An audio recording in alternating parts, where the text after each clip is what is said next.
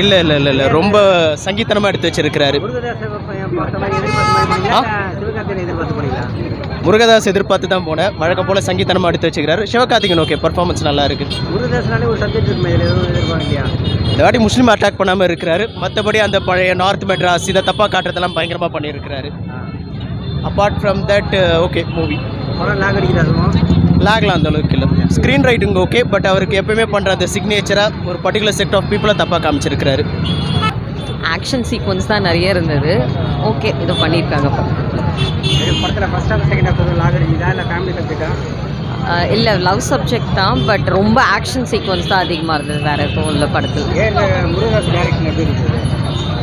Action sequence நல்லா இருந்தது. மற்றபடி படம் ஓகே, அவ்வளோதான். படத்தில் எதுவும் சப்ஜெக்ட் இருக்கா? முருகதாஸ் படம்னாலே ஒரு சப்ஜெக்ட் இருக்கும்.